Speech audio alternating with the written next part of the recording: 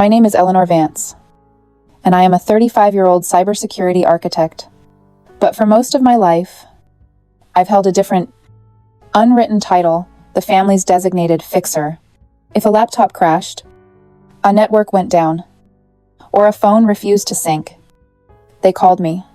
I was the quiet, reliable foundation upon which the more vibrant, chaotic lives of my family were built, especially the life of my older sister, Jessica. We were different. Jessica and I, she was the sun, brilliant and demanding attention, a high-end real estate agent who spoke the language of luxury and appearance. I was the earth, quiet, steady, working in the complex, unseen world of digital systems. After our parents passed away 2 years ago, the one thing that truly bound us together was the house they left behind. Not a mansion, but a home filled with the echoes of our childhood. A legacy meant to be a safe harbor for us and for our children. I believed that legacy was sacred. I believe she did. 2, I was wrong.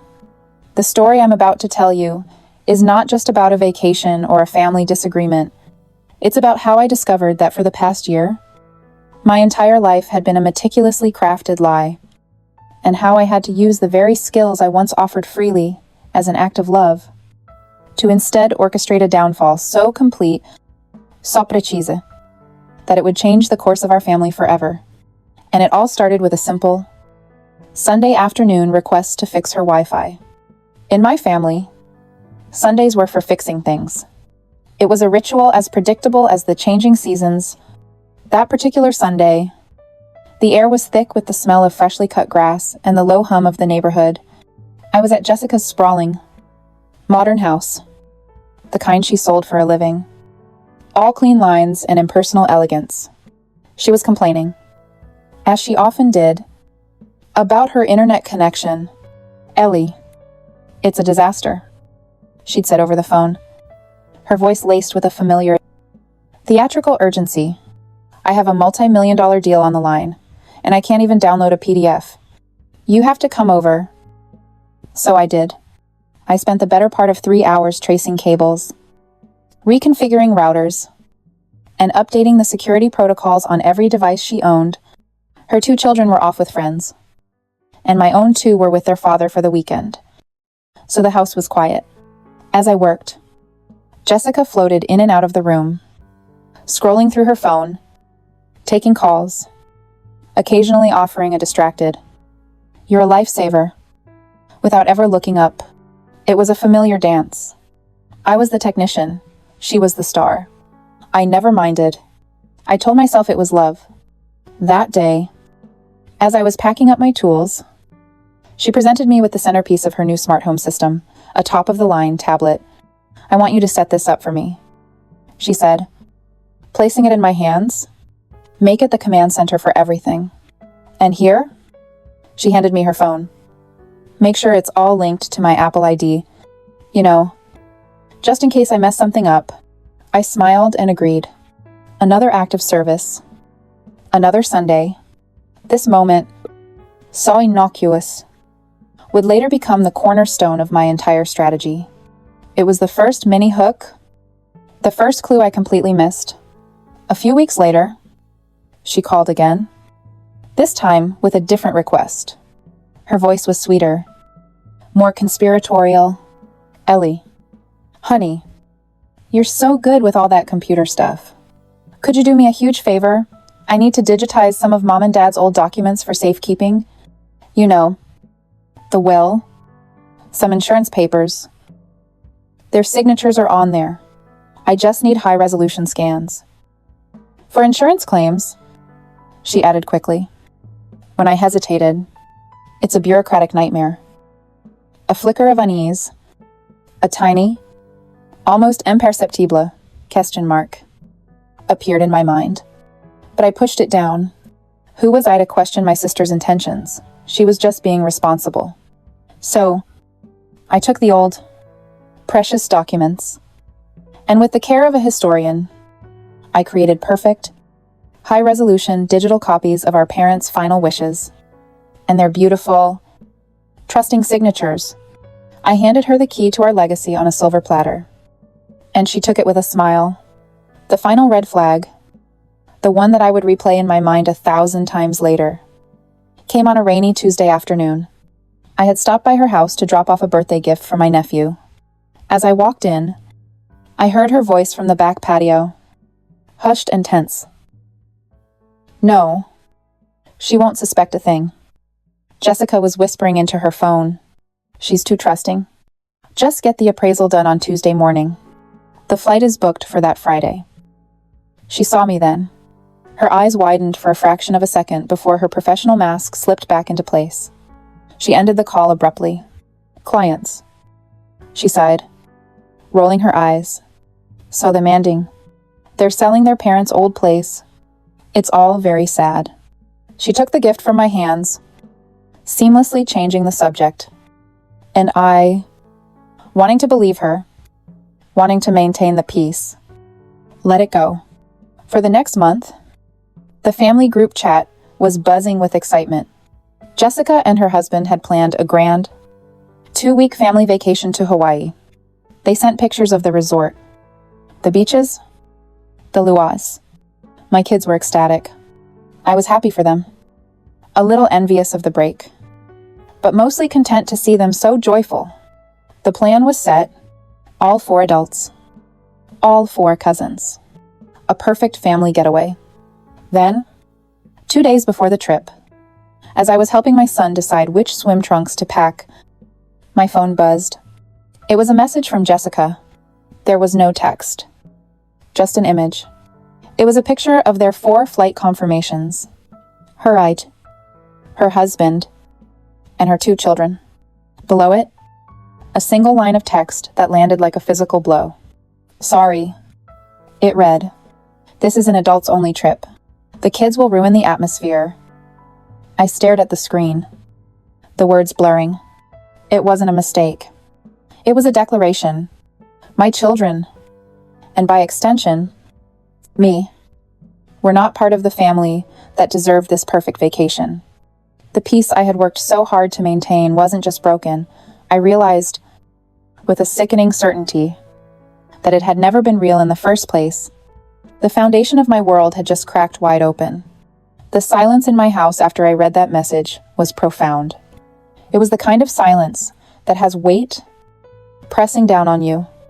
I looked at my son's small suitcase, open on his bed, the neatly folded swim trunk sitting right on top.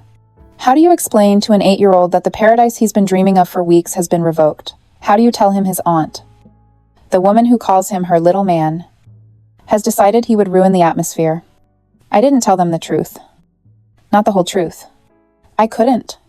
I told them there had been a mix-up with the hotel, as a problem with the booking. Their disappointment was a quiet, sharp thing, a sadness that was worse than any tantrum. I spent the rest of the day trying to distract them with movies and ice cream. But the hollow feeling in my own chest was a constant companion.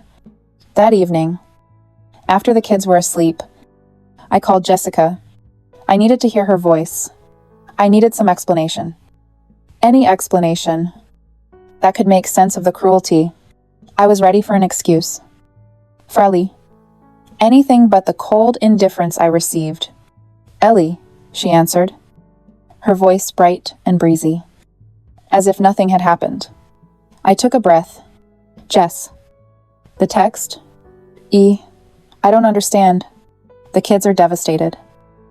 A sigh came through the phone, heavy with impatience. "Oh, Ellie, don't be so dramatic. It's not a big deal. Mark and I just wanted a real vacation. You know, some time for ourselves. You're always making everything about you and your kids." The words were like ice water. There was no apology, no remorse, just annoyance. Annoyance that I had dared to be hurt. "But you told us. We planned for months," I whispered, my voice barely audible. "Well, plan change," she said, her tone final. "Look, I have to go. We're packing. We'll bring the kids back a souvenir. Tell them we love them." And then she hung up. I stood there, phone in my hand. the dial tone buzzing in my ear. That was it. My pain was an inconvenience. My children's feelings were a nuisance. It was in that moment, stripped of all my illusions about sisterhood and family, that I felt a profound sense of loneliness. It was a cold, clean break. I was about to put my phone down, to let the grief wash over me, when it vibrated with a new notification.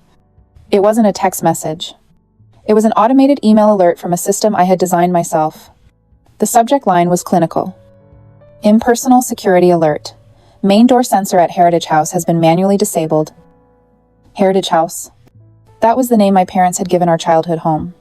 The name I had programmed into the security system. My professional instincts, dormant for so long, under the warm blanket of family trust, flickered to life. Disabling a sensor manually from the main panel wasn't something a cleaning crew would do. It required the master administrative code, a code only 2 people had me. And Jessica. My heart began to beat a little faster. This was an anomaly. A piece of data that didn't fit the narrative. I walked over to my laptop, my fingers moving with a familiar speed. I opened my remote administration panel and pulled up the access logs for the security system. There it was. Logged in perfect. Chronological detail. The sensor had been disabled at 2:14 p.m. that afternoon, immediately following the deactivation.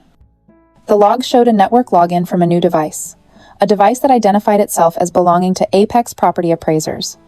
Oh, why would an appraiser be at our parents' house? A cold dread began to seep into my bones. A dread far worse than the sting of being excluded from a vacation. This wasn't about a trip anymore. My mind raced. Connecting the dots, I had so willfully ignored the request for high-resolution signatures. The questions about the security system. The hushed phone call about an appraisal. It was a chain of evidence, and I had been blind to every single link. With trembling hands, I opened a web browser. I navigated to the county's public property records portal. The governmental website I'd only ever used for work. My fingers felt clumsy on the keyboard as I typed in the address. The address of the house my father was born in. The address of the house I grew up in. The page loaded, and there it was. I think a part of me will never forget that moment. The glow of the monitor in the dark room. The clinical, sans serif font of the website. It was all so mundane, so bureaucratic, but the words it displayed shattered my world. Beside the familiar address, beside the names of my parents listed as owners, were 2 words in bold, red letters. 2 words that stole the breath from my lungs. Pending sale. The screen blurred, not from a technical glitch, but from the sudden rush of tears to my eyes. My hand flew to my mouth to stifle a sob. The vacation, the cruel, dismissive text message. It was all a lie. It wasn't a vacation. It was a diversion. It was a meticulously planned smokescreen designed to get me and my children out of the way while my own sister sold our past. Our memories. Our home. Right out from under us. The betrayal wasn't just petty. It was a grand, calculated act of theft, and the clock was ticking. For a long time, I just sat there, bathed in the cold, blue light of the monitor. The grief that followed the shock was a physical thing, a crushing weight that made it hard to breathe. Every act of kindness I had ever extended to my sister, every late-night call I had answered, every problem I had solved, replayed in my mind. But now they were tainted, twisted into the acts of a fool. I had not just been a sister, I had been a tool. I had sharpened the very knife that was now being used to carve up my family's legacy. The tears came then, hot and silent. I mourned not just a house, but the loss of the sister I thought I had, the family I believed I was a part of. I mourned my own profound naivete. But as the hours crept by and the first hints of dawn began to soften the edges of the night sky, something inside me began to shift. The storm of sorrow did not pass, but the winds died down, and the rain became a steady, cold drizzle. I found myself looking at the problem not as a heartbroken sister, but as a cybersecurity architect. A breach had occurred. A critical asset was compromised. My family's entire system was under attack from an internal threat, and my job, my one and only job, was to contain the threat, neutralize it, and restore the integrity of the system. That was the moment of awakening. I remember looking at my reflection in the dark screen of the laptop. My face was pale. My eyes were swollen. But there was a new light in them. A flicker of something hard and unyielding. In that moment, the sadness didn't disappear. It simply crystallized into a single, clear objective. Jessica thought she was dealing with her emotional Daklas, overly trusting little sister. She was about to find out she was dealing with a professional. My first move had to be strategic. Panic was a luxury I could not afford. I picked up my phone. My fingers steady now. I pulled up my last conversation with Jessica, the one where she had hung up on me. I typed a new message, carefully choosing words that would play to her perception of me as weak and defeated. "You're right," I wrote. "It was silly of me to get so upset. I understand. I hope you and the family have a wonderful time in Hawaii." I hit send. It was a digital white flag, a gesture of surrender, designed to do one thing: make her comfortable, make her believe she had already won. As the message delivered, I could almost picture her reading it, a smug smile on her face. Before turning her attention back to her packing, she would underestimate me. That would be her first and most critical mistake. My second move was to find an ally. I knew I couldn't do this alone. I scrolled through my contacts, past friends and colleagues, until I found a name I hadn't called in over a year. Arthur Chen. Mr. Chen had been my parents' lawyer and closest friend for over 40 years. He was semi-retired now. A kind, brilliant man who spent most of his days gardening. I called him. His voice was warm but frail when he answered. I explained the situation, my voice low and even, presenting the facts as I knew them: the text message, the disabled sensor, the pending sale. I could hear his breathing change over the line. "She wouldn't," he whispered, a deep sadness in his voice. "Jessica wouldn't betray your parents like that. The county records say she is," I replied, my voice devoid of emotion. "The closing is scheduled for next Wednesday. I need your help. Arthur. I need the lawyer who helped my father build his legacy to help me save it." There was a long pause. I could hear the rustle of papers in the background. Then, his voice came back, and the frailty was gone, replaced by the sharp, authoritative tone of the man who had once been one of the most feared litigators in the state. "Email me everything you have. Eleanor. Everything. We will not let this happen."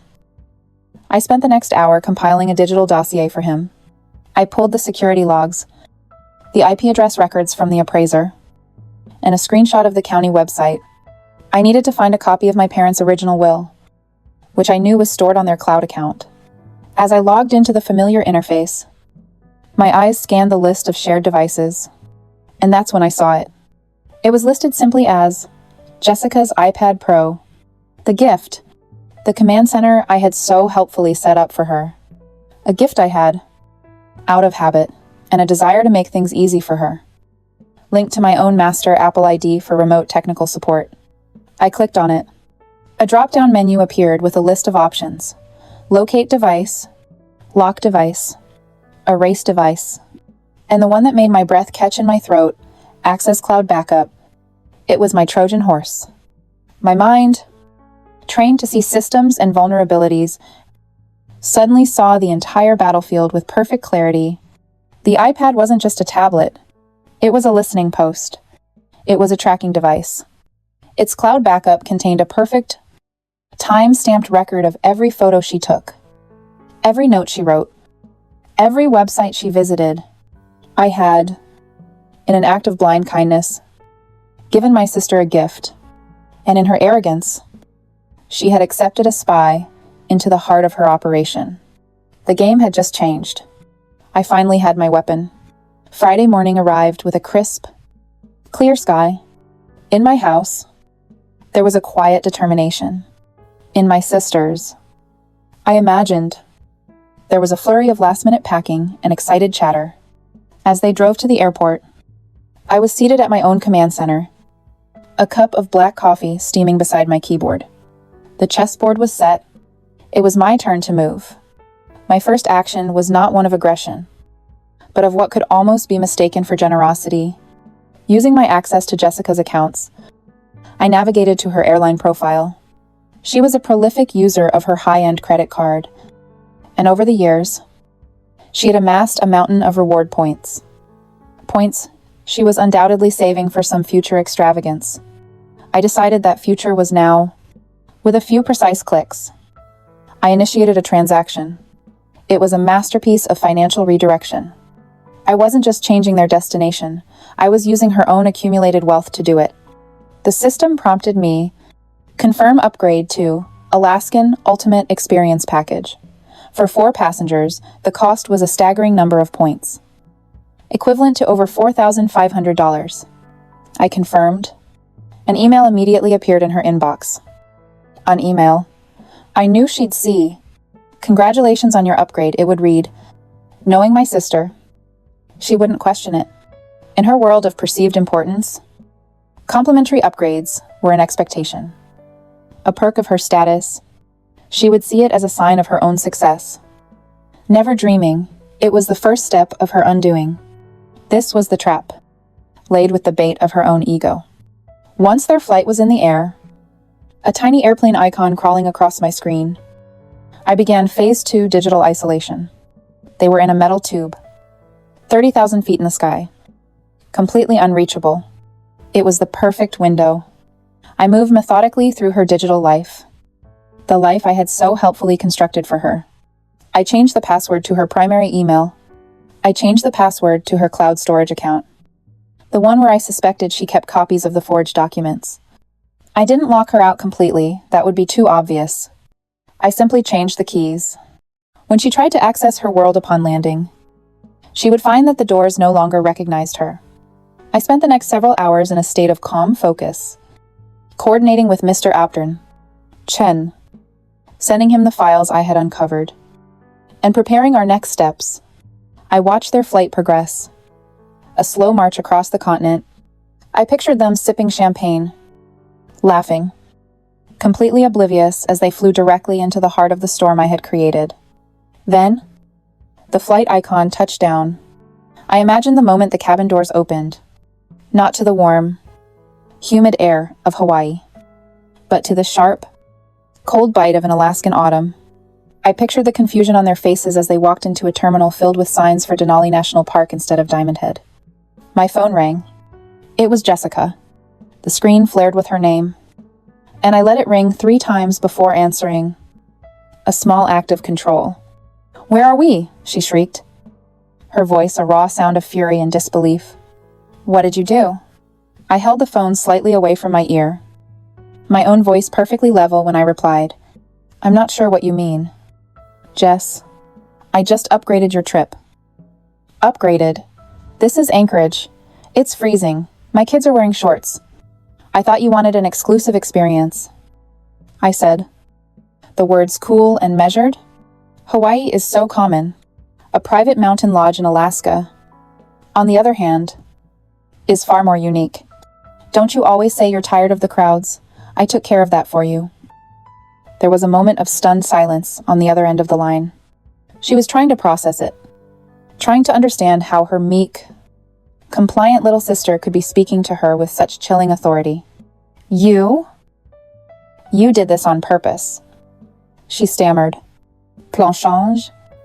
"Jessica," I said, using her own words against her. "Look, I have to go.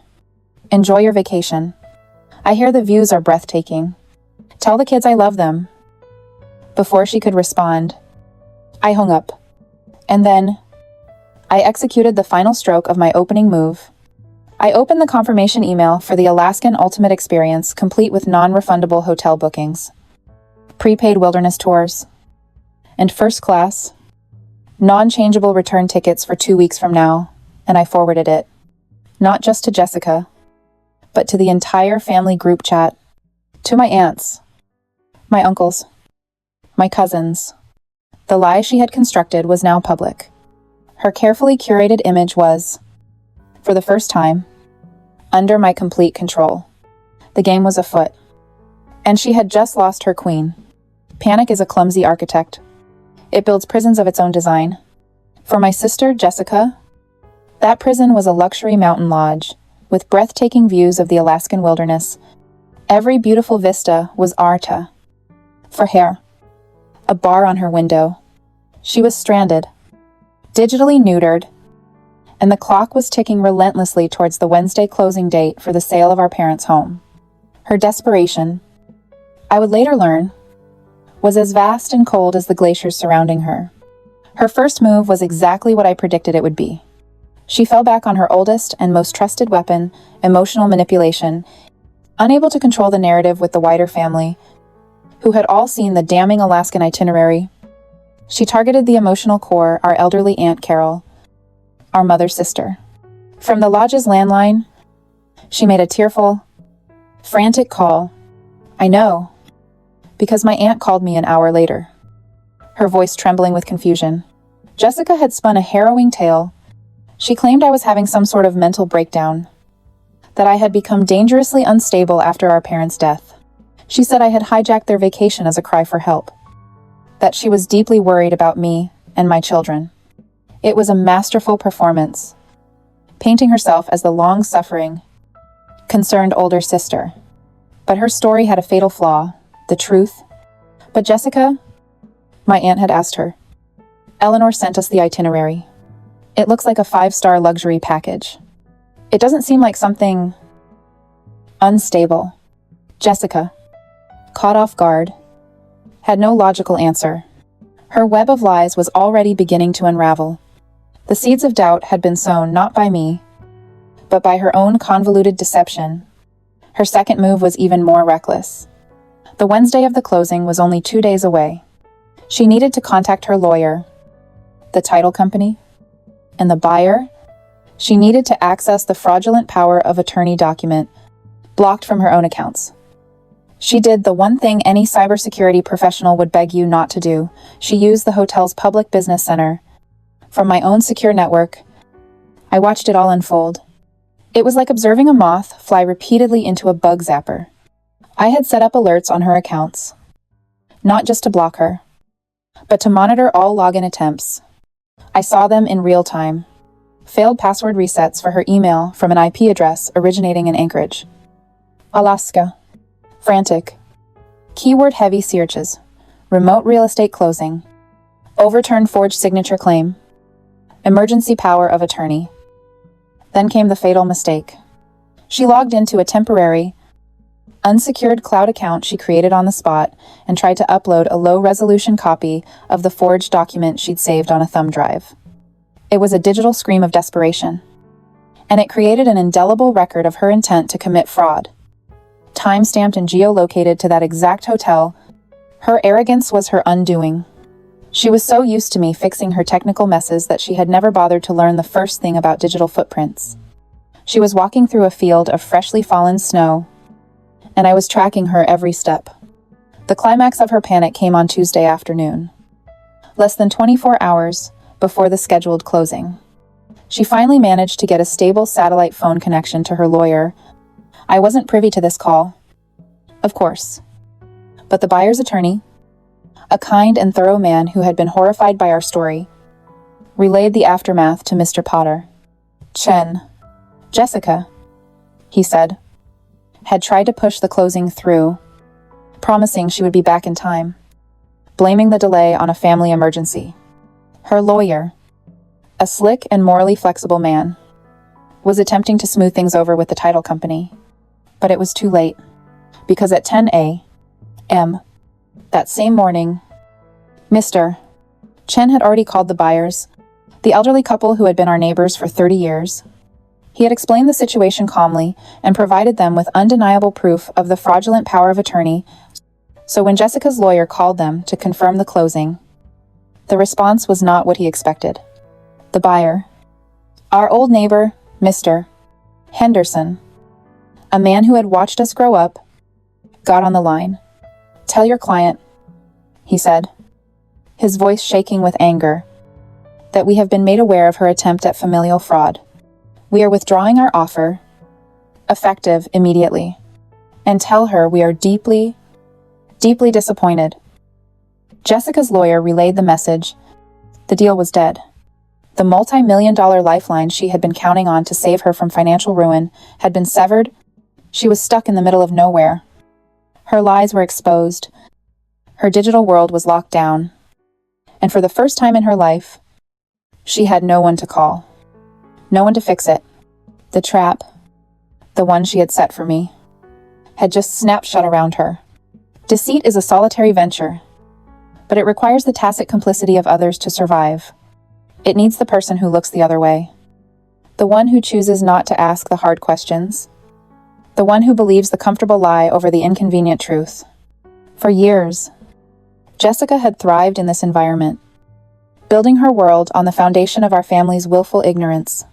In the cold aftermath of her failed plan, that foundation began to crumble. The first crack appeared not from within our family, but from the quiet, dignified anger of a good man. Mr. Henderson, our old neighbor, was not content to simply withdraw his offer on the house. He felt he owed a debt to my parents, a debt of loyalty. He did something I had not asked him to do, but for which I will be forever grateful.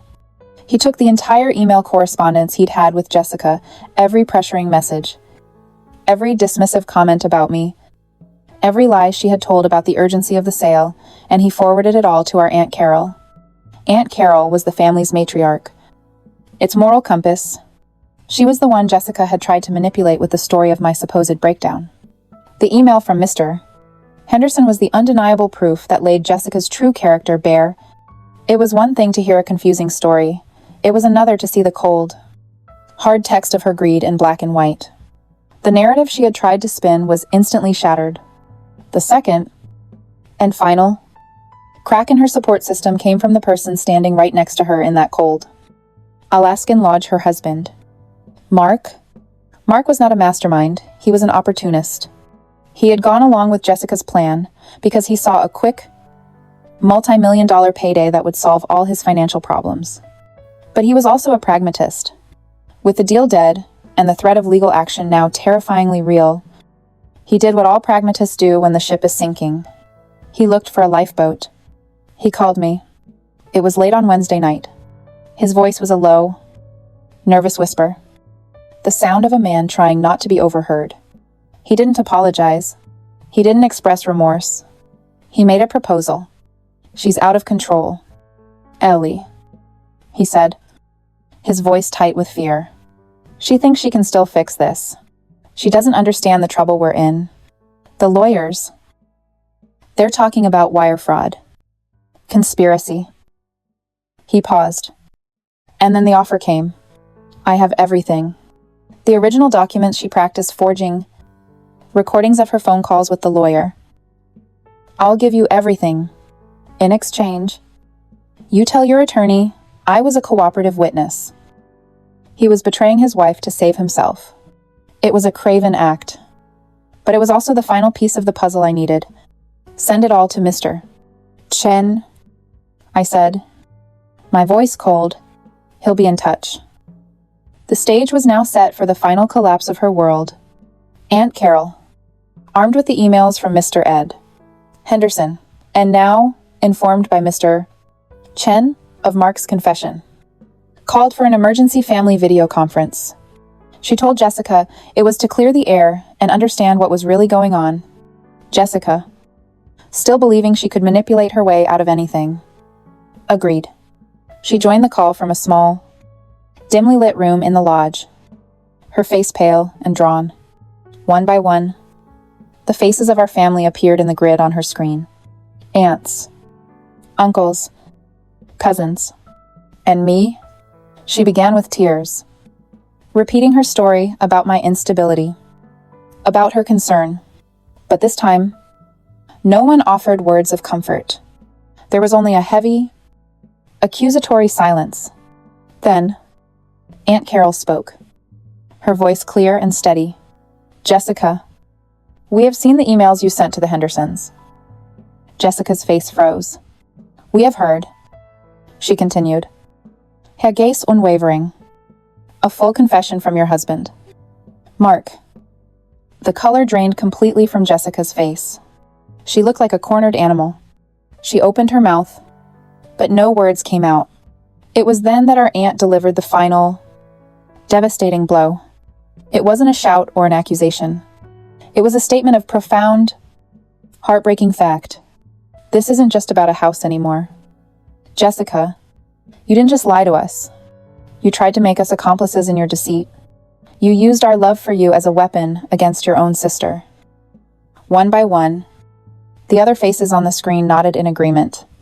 There was no anger left. Only a deep, collective sadness and disappointment. In that moment, Jessica was utterly and completely alone. The family she had tried to cheat, the allies she had taken for granted, had all turned their backs. She was an island, isolated not just by the thousands of miles to Alaska, but by the unbridgeable chasm of her own betrayal. The endgame of any conflict is not about passion, it is about precision. 2 weeks after her disastrous trip, Jessica was back, not to her pristine, modern house, but to the stern, wood-paneled conference room of Mr. Bai, Chen's law office. The air in the room was heavy with the scent of old books and unspoken truths. She sat on one side of the vast mahogany table, her husband Mark a pale, silent shadow beside her. On the other side sat Mr. Chen and me. I watched her, the confident, immaculately put-together woman I knew was gone. In her place was a stranger, with tired eyes and a brittle composure. She looked smaller. Somehow, defeated. But I knew, even then, that a cornered animal is at its most dangerous. The first move of this final act belonged to Mr. Chen. He spoke with a calm, deliberate authority, his voice filling the quiet room. He laid out the terms of our offer. It was, on the surface, a lifeline. Here's the situation. Jessica, he began, his finger steepled. We have evidence of wire fraud, conspiracy to commit fraud, and forgery. These carry a potential federal sentence of several years. However, Eleanor is prepared to recommend the district attorney show a degree of leniency on one condition. He slid a thick document across the polished table. This is a full and irrevocable legal confession. You will sign it. You will also sign this second document, which relinquishes any and all future claims to your parents' estate. Not just the house. Everything. In return, we will not pursue the most severe charges available to us. It was a trap, baited with the illusion of mercy. It offered her an escape from the worst consequences, but the price was the one thing she could never get back: the truth. Memorialized in a legally binding document, I watched her read it, her eyes darting across the pages. I saw the flicker of calculation in them. She thought she saw a way out, a way to spin this, to frame herself as a victim one last time. She picked up the pen and signed. Then, as I knew she would, she began to talk. It was her last, desperate attempt at manipulation. I know what this looks like, she started, her voice trembling with practiced remorse. But you don't understand the pressure I was under. Mark's business. We were going to lose everything. I never wanted to hurt anyone. It was a mistake. Desperate. Terrible mistake. She looked at me, her eyes pleading. I was just trying to keep my family afloat. Ellie, can't you understand that, she went on, weaving a tale of desperation and regret. A narrative where she was a victim of circumstance, not the architect of a crime. She didn't know, of course, that the entire meeting was being formally recorded as a deposition. Every word she spoke was another nail in her own coffin. When she finally finished, the room was silent. She looked at me, waiting for the absolution she felt she deserved. I did not give it to her. I said nothing. Instead, I reached for my laptop, opened it, and turned the screen to face her across the table. For a moment, she just stared, confused. Then, I hit play. The video that appeared on the screen was not loud or dramatic. It was a silent, damning screen recording. Recovered from the cloud backup of the iPad I had given her, it showed her desktop. It showed her opening the perfect, high-resolution scan I had made of our mother's signature. It showed her opening a sophisticated design program, and then it showed her, with painstaking, meticulous effort, using a digital stylus to trace our mother's signature over and over and over again, practicing, perfecting the curves, the loops, the pressure of the pen. It was not the act of a desperate woman making a mistake. It was the cold, calculated work of a forger. The air left the room. Mark stared at the screen, his face ashen. Jessica's eyes were wide, with a horror that went beyond the fear of legal consequences. It was the horror of being truly seen. The video was not just evidence of a crime, it was proof of her desecration of our mother's memory. The video ended. The screen went black. I turned the laptop back towards me and closed the lid with a soft click. Jessica looked at me, her mouth opening and closing. But no sound emerged. All the lies, all the excuses, had been incinerated by that one silent video. I looked her directly in the eye. My voice, when I finally spoke, was not angry. It was quiet, clear, and final. You don't need to explain anything to me. Jessica, I said, you'll explain it to the court. This game was over the moment you decided my expertise was just a free service. Checkmate. The aftermath of a war is never truly quiet. It is filled with the echoes of what was lost and the careful, tentative steps of rebuilding. The 6 months that followed the meeting in Mr. Chen's office were a time of profound change. A slow, deliberate clearing of the wreckage. Jessica, faced with the undeniable video evidence and her husband's full confession, accepted the deal. She pleaded guilty to lesser charges, avoiding prison, but not the complete implosion of her life. She was sentenced to 5 years of probation, ordered to pay significant restitution, and, in the ultimate professional irony, had her real estate license permanently revoked. Mark, in exchange for his testimony, received a lighter sentence and promptly filed for divorce. Disappearing from our lives, Jessica sold her the modern house, and all the trappings of the life she had fought so desperately to project, and moved into a small, rented apartment on the other side of town. The last I heard, she was working as a cashier at a department store. It was not a victory I celebrated. It was simply a consequence. A logical endpoint to a path paved with greed and deceit. For me, life began to bloom again. Slowly at first, and then with a surprising vibrancy, the Heritage House. Once the stage for a crime became a sanctuary again. I spent the spring planting a garden in the backyard. My children's laughter mixing with the scent of freshly turned earth. The house was not just a piece of property to be protected, it was a living thing. And we were breathing life back into it. My most important work, however, was done not in the garden, but in the office of a financial planner. I took the assets from my parents' estate, and with the help of Mr. Astley, Shane, I established an ironclad, professionally managed trust. Its sole purpose was to provide for the education and well-being of the next generation, all of them, my 2 children, and Jessica's 2 children. My victory was never about money, it was about stewardship. I was not just my parents' daughter, I was the guardian of their legacy. And that legacy included all of their grandchildren, even the ones whose mother had tried to steal it away. I thought that would be the end of it. A clean break. A new beginning. But family is never so simple. One cool evening in early summer, as I was watching the sunset from the porch, my phone rang. It was my Aunt Carol. We spoke for a while about simple things. The weather. Her garden. Then, her voice grew soft. Hesitant. Eleanor, she said. Jessica. She's been asking about the kids. Her kids She's worried they'll grow up hating her, hating this side of the family. She paused. She asked if maybe, someday, you'd let her see them, at a family gathering. I looked out at the sky, painted in shades of orange and purple. I thought of the pain, the lies, the cold calculation in that video. But I also thought of my 2 young nephews, innocent in all of this. My answer was not born of anger, but of a sad, hard-won wisdom. Maybe, I said, my voice quiet but firm.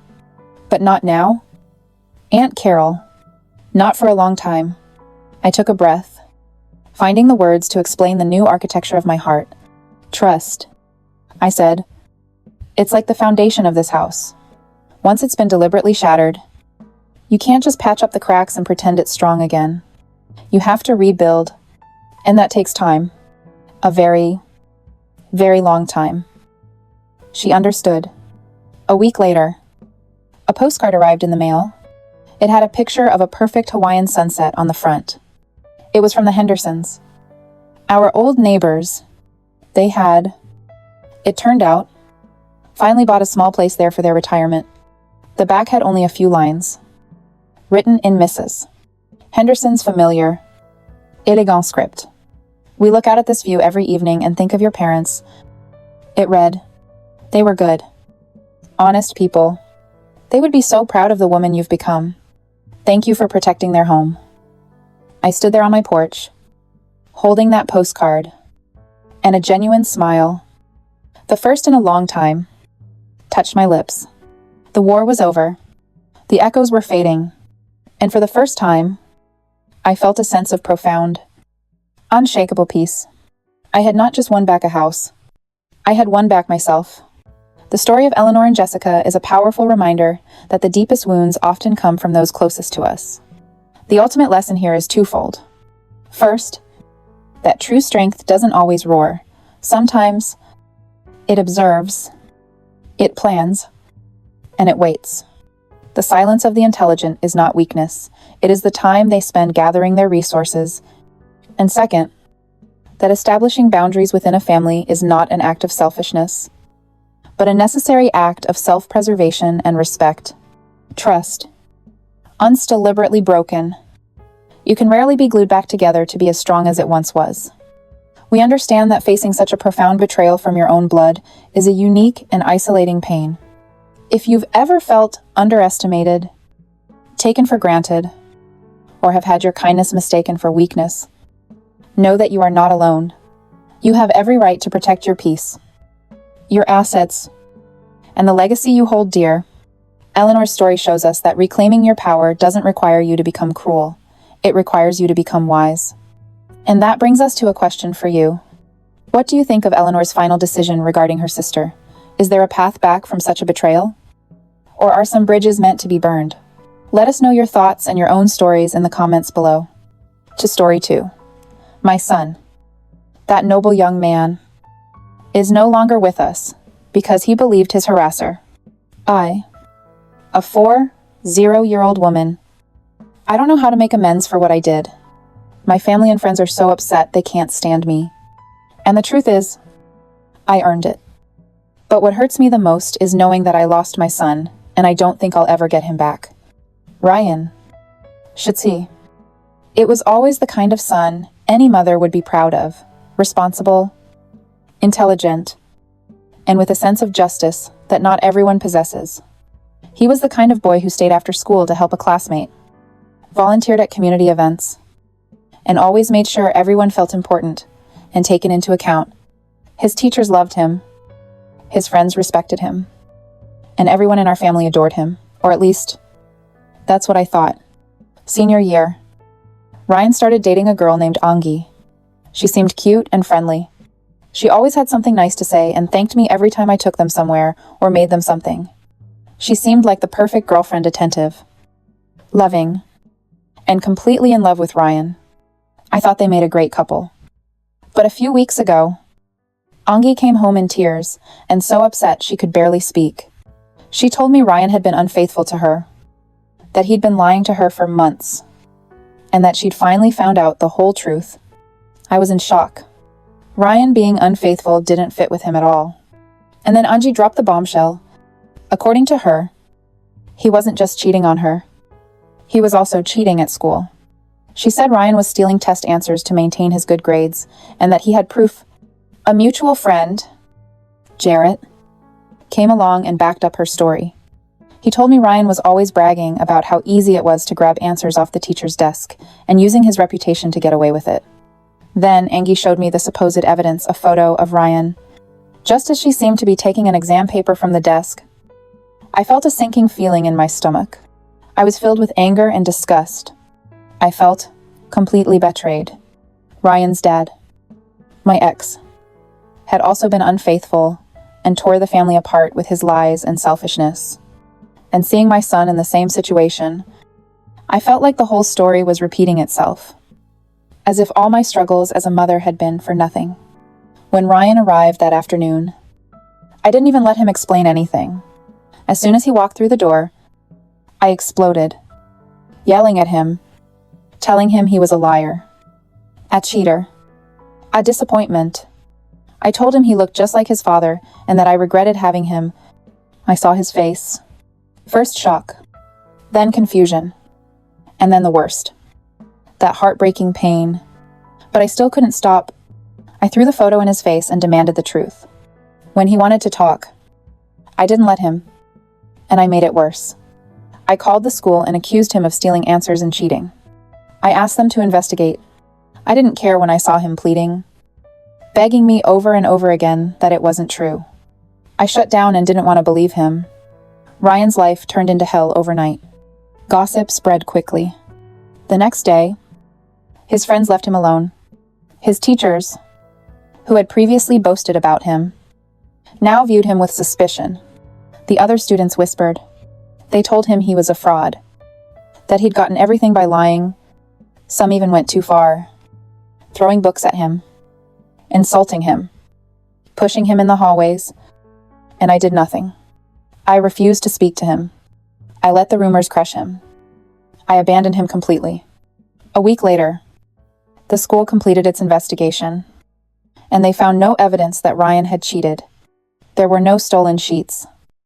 No unusual records. Nothing. My son was innocent. Instead of relief, all I felt was a gnawing guilt. Another week later, Angie's parents came to my house, distraught and unsure of where to turn. They forced Angie to confess the truth. She was the one who had cheated. She'd been seeing Jarrett for a while, secretly hiding from Ryan. And when Ryan found out, Angie panicked and wanted to ruin his reputation before he could even speak up. She and Jarrett faked everything, edited the photo. It was all a big lie. Her parents had already spoken to the school and told everything. Angie and Jarrett were suspended. I froze. Everything I did, everything I yelled at him, the way I let him suffer, it was all because of a lie. I went to his room ready to apologize with all my heart, willing to do anything to fix the mess. But when I saw him, he was calm, empty, as if something inside him had shut down forever. The only thing he said to me was, "It's okay." No anger, no sadness, no relief, just emptiness. From that moment on, Ryan changed completely. He no longer defended himself. He no longer argued. He became polite, yet distant, as if I were a different person. He still got good grades, but he didn't do it because he cared anymore, but because it was what everyone expected of him. His teachers said he was still a great student, but he wasn't the same anymore. He stopped participating. He no longer volunteered. He did everything perfectly, but without enthusiasm. At home, he barely spoke to me. And when I tried to apologize, he just nodded and said, "I understand, but I never heard a single 'I forgive you.'" He didn't even smile. His friends tried to get close, but he wouldn't let them. When one of them apologized for believing the rumors, Ryan just looked at him and said, "It's not regret, it's guilt," and walked away. Now my family, who also believe the gossip, is furious with me. They tell me I should have trusted Ryan, that I broke something inside him that may never be fixed. And I think they're right. I took everything from him, his reputation, his friends, the trust he had in me. I don't know how to fix this. I don't even know if I can. My noble, hard-working son is gone. Now there's someone for whom the world seems like a game, where trusting is a weakness and showing emotion is a risk. I brought that on myself.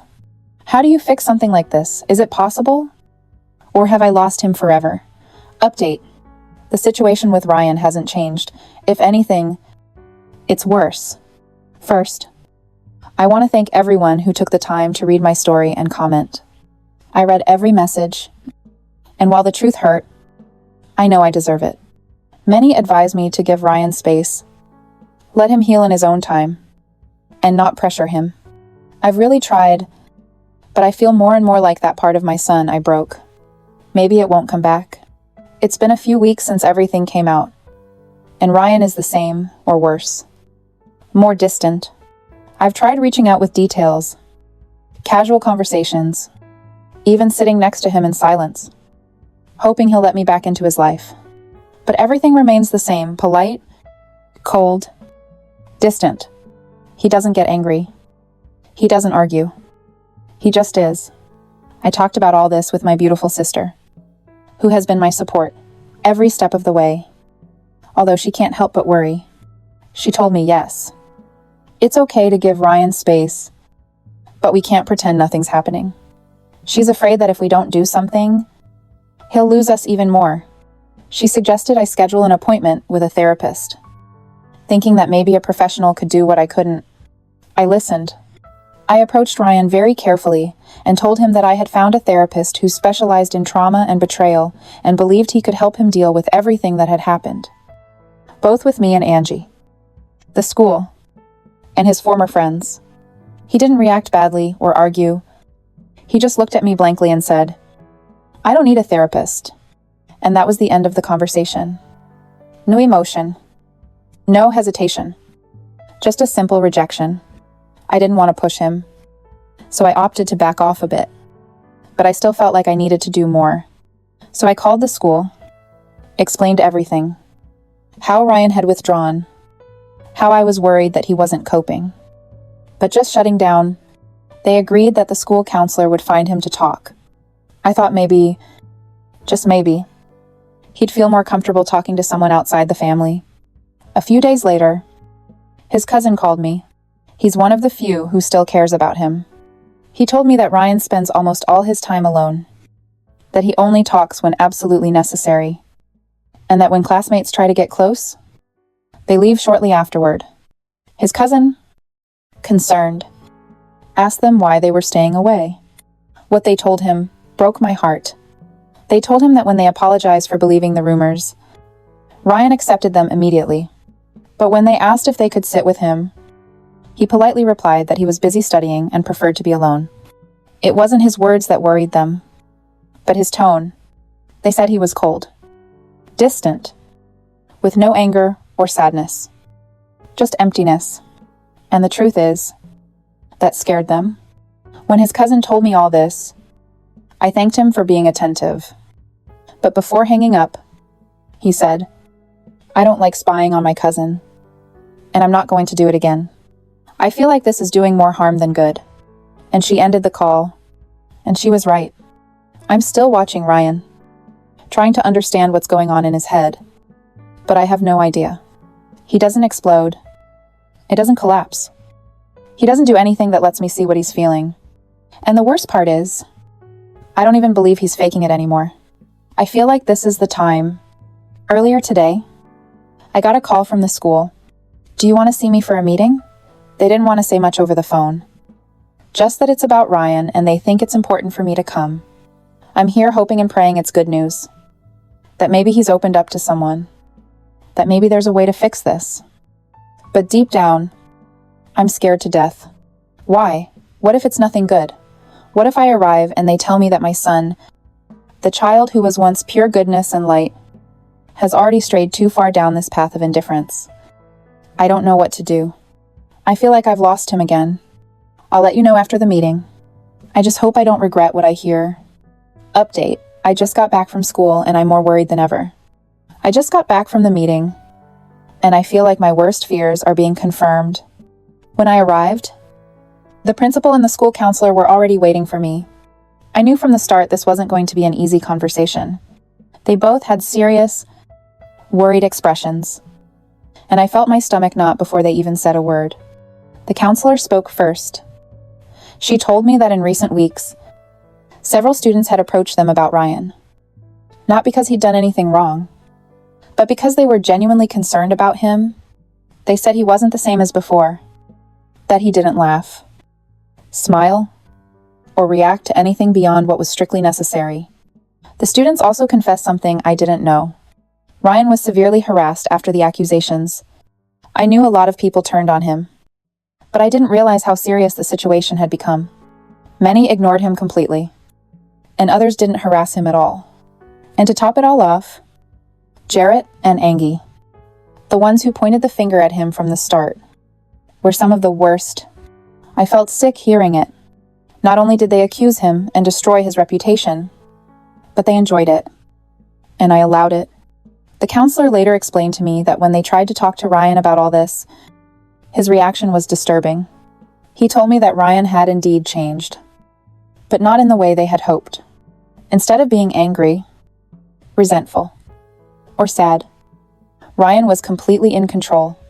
That was the word the counselor used most often: controlled. Yes, his grades were excellent, but not because of passion. He worked precisely, efficiently, methodically. The counselor expected at least an emotional reaction, even if it was just frustration or exhaustion. But Ryan gave them absolutely nothing. He responded politely, and while he acknowledged concerns with seemingly rehearsed responses, there was not a hint of warmth, sadness, or relief, just pure, cold logic. And that, the counselor confessed to me, was what worried him the most. He expected to see some emotion after everything that happened, he told me. But instead, I feel like Ryan has learned to swallow everything he feels, and that worries me greatly. He insisted that Ryan needs to see a therapist. He explained to me that although he hasn't shown any signs of violence or self-harm, the way he's handling things completely withdrawing is unhealthy, and that if he continues like this could lead to something much more serious. The principal then spoke and apologized. He admitted that in retrospect, the school should have intervened much earlier, especially when the bullying had become so severe.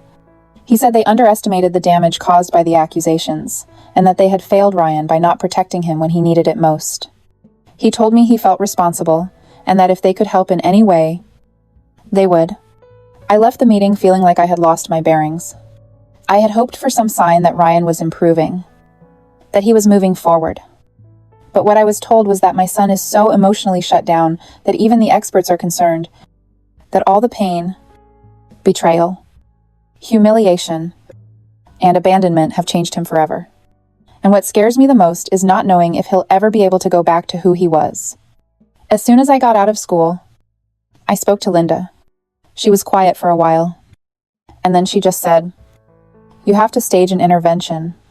She told me that maybe Ryan won't listen to just one person, but if the whole family, those of us who truly love him, band together and show him that we care, then maybe, just maybe, we can reach him before he completely loses himself to that cold, distant version of himself. I agreed. I don't know if I'll go. It's working, but I have to try. I already let him down once, and I don't want to lose him completely. I'll write again after the procedure. I just hope it's not too late.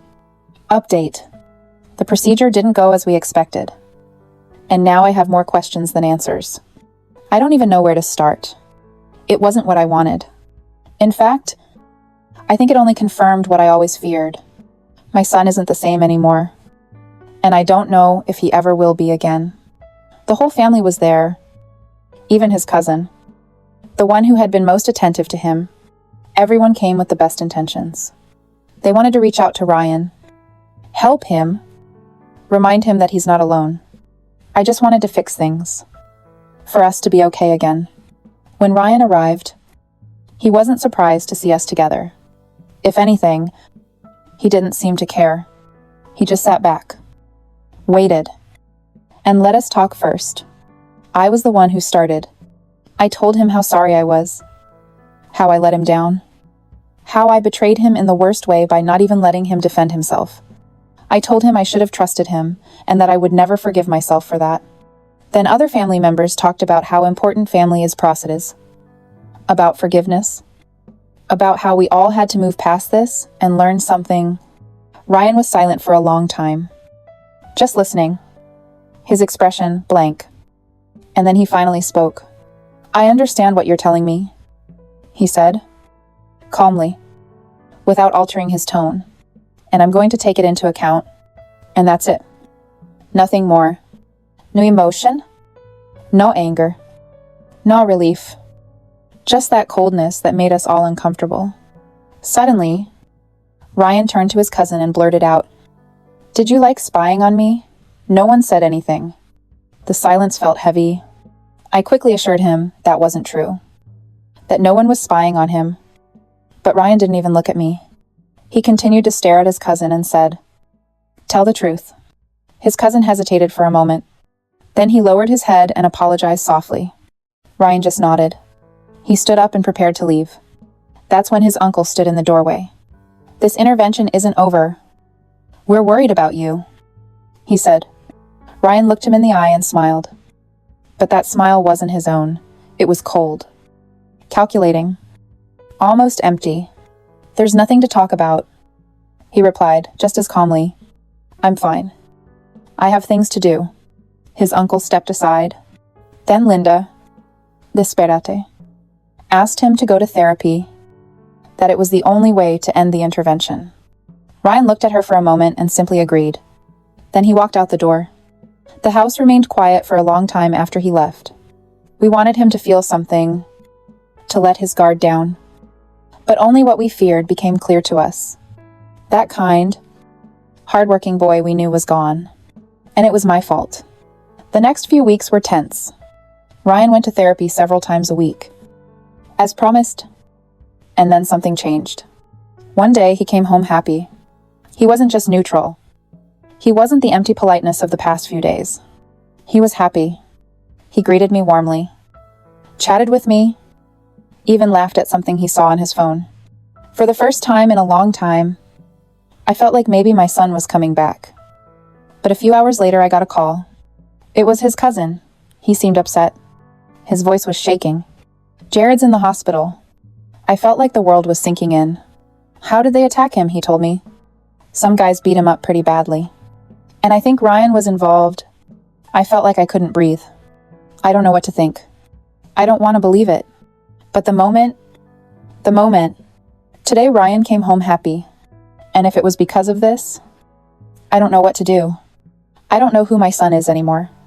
I'll write back when I know more. I hope I haven't lost him forever. Update the investigation. Ryan's alibi. And more disturbing things. I don't know how to feel. Maybe I'm exaggerating. Maybe I don't want to face reality. The police investigated Jared's case. And of course, Ryan was questioned about everything that happened. I saw it coming. The police asked him where he was when Jared was attacked. And he answered calmly, almost annoyed, as if he were annoyed at being asked. But his alibi was well established. Several of his classmates said he was with them the whole time. The police also said the men who beat Jared were wearing masks and fled before they could be identified. There was no direct evidence linking Ryan to the attack. Still, I was uneasy. That night, I sat down with Ryan and asked him straight out if he knew anything. His response was as cold as ever. Jared wasn't the only one who pissed people off. Sooner or later, it was bound to happen to him. That was it. No anger, no satisfaction, no concern. He just blurted it out like it was nothing. And that scared me. I couldn't sleep that night. Something didn't add up. And the next day, I called the school to speak with the counselor. I told him what had happened. And he already knew the police were investigating. But he told me something I didn't expect. Ryan has actually been doing much better. He told me. He's participating more in class, has new friends, and even expresses his emotions more. He's in a much better place than before. That reassured me a little. But then I asked him if he thought Ryan might be involved in Jared's case. He was quiet for a moment. The police are looking into it. But I personally don't think Ryan had anything to do with it. He said it so convincingly. But something in his voice made me uneasy. Because even though Ryan didn't do anything directly, I know he was involved. Maybe not in a way the police can prove. But somehow he had something to do with it. Later that night, I talked to Linda and told her everything. From Jared's story to Ryan's reaction to what the counselor told me, which was supposed to reassure me, but only made me feel worse. Linda remained silent until she finally said to me, "Maybe it's just a coincidence, but I have the same uneasy feeling." Then I learned about Jared's condition. His leg and arm were so bad, they had to put them in a cast. Worse still, he refuses to talk to the police about what happened. Out of fear, Jared, the one who always made fun of Ryan, the one who was so arrogant and cruel, is now scared. And then there's Angi. It seems like her life has become a living hell. Even though she changed schools, the bullying followed her on social media. She couldn't escape what she'd done. And now I've learned that her parents were considering moving away entirely just to avoid the consequences. This turned out to be much bigger than I imagined. Ryan wasn't just withdrawing from people. He wasn't just shutting down. He'd become a different person. Someone who doesn't forget, doesn't forgive, and doesn't let anything go. And today he came to me with news that chilled my blood. I don't need therapy anymore. I was speechless. I don't even know what to do anymore. Because even though I want to believe he's getting better, deep down, I know he's just learned to hide it better. And I'm scared. Not of him, but for him, because I'm starting to notice that he might cause something I'll never be able to fix. This is the final update. A warning to parents. Listen to your children before it's too late. I made a very serious mistake. One I can never undo. A mistake that cost me my son. I'm writing this not to close a cycle, because I don't think that's possible. But as a warning, if you're a mother or father, if you love your child, truly listen to them. Don't repeat my mistake, because once the damage is done, there's no way to fix it. Today, I completely broke down. I lost control and cried uncontrollably. In front of Ryan, I begged him to forgive me. I told him how sorry I am, how I wish I could turn back time, that all I want is to have my son back. He watched me cry without moving, without showing any emotion, until I finished. He finally spoke. "What you did and said to me was a betrayal I'll never forget." His voice was calm, cold, final. "You failed me as a mother. You didn't protect me. You let me be destroyed. And when I needed you most, you were the one who hurt me the most." I wanted to argue, tell him I'm trying to fix things, that I love him, that I never meant to hurt him, but I knew it didn't matter. The truth was right in front of me. And then he said something that shattered what little hope I had left. That day, when you chose to believe them instead of me, was the day I changed. I asked him what he meant, if there was any way to fix this, and he just shook his head. "I'm going to move on with my life." He told me he already had his spot at the university secured and that he would be leaving soon. He wasn't planning on staying in the house or the city. And then the final blow came. "I don't know if I'll ever forgive you. And I'm not going to tell you where I'm going to college." I felt my heart break at that moment. I lost my son, but not the way I feared when all this started. Not physically, but emotionally and spiritually, he's gone. The kind, hardworking, loving boy I raised, he's never coming back. And it's my fault. As I was trying to process what he'd just said, he suddenly smiled and let me go. "Oh, and give my regards to the Reddit community." That's when it hit me. He already knew. He'd read everything I'd posted, and still nothing had changed. This is my final update. There's nothing more to say. There's no happy ending. There was no miracle. All that remains is a mother sitting in the ruins of her own mistakes, warning others not to make the same ones. If your child tells you something, I believe it. Don't let others fill you with doubt, because when trust is broken, there's no going back. Goodbye. Reddit.